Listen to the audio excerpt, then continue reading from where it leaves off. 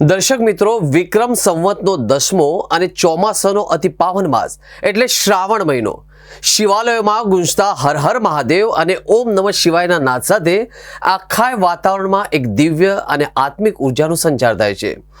શ્રાવણ માસનો માત્ર શિવ પૂજા પૂરતો જ નહીં, પરંતુ સમગ્ર સનાતન સંસ્કૃતિમાં આત્મશુદ્ધિ, સંયમ અને સમર્પણનો સમય માનવામાં આવે છે।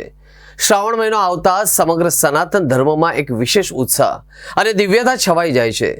સામાન્ય રીતે લોકો શ્રાવણને માત્ર શિવ આરાધના, ઉપવાસ અને મંત્રોચ્ચાર પૂરતો જ મર્યાદિત ગણે છે, પરંતુ ઊંડાણપૂર્વક વિચાર કરીએ તો શ્રાવણ એ માત્ર પૂજાપાઠ જ નહીં, પરંતુ પ્રકૃતિ પ્રત્યેની કૃતજ્ઞતા, આરોગ્યની શુદ્ધિ અને પરિવારને એકતાના તાંતણે બંધાતો એક અનોખો સનાતન મહોત્સવ છે।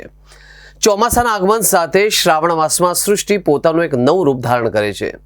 ચારે તરફ પથરાયેલી હરિયાળી, ગરજતા વાદળો અને સજીવન થયેલા ઝરણા દર્શાવે છે કે પ્રકૃતિ પોતાનો નવ સંચાર કરી રહી છે।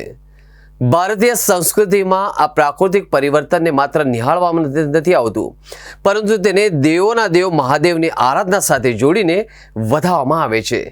શિવજી પર કરાતો જળાભિષેક અને અર્પણ કરતા બિલીપત્ર એ માત્ર એક ધાર્મિક ક્રિયા નથી, પરંતુ પ્રકૃતિ, પર્યાવરણ અને માનવ શરીરના ઊંડા સંબંધનું પ્રતીક છે।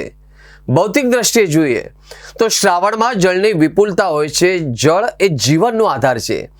શિવજી કે જેઓ સ્વયં પ્રકૃતિના સંહારક અને સર્જક છે, તેમના પર જળ ચડાવીને મનુષ્ય આખા વર્ષ દરમિયાન મળતા જળ સ્ત્રોતો પ્રત્યે પોતાની કૃતજ્ઞતા વ્યક્ત કરે છે।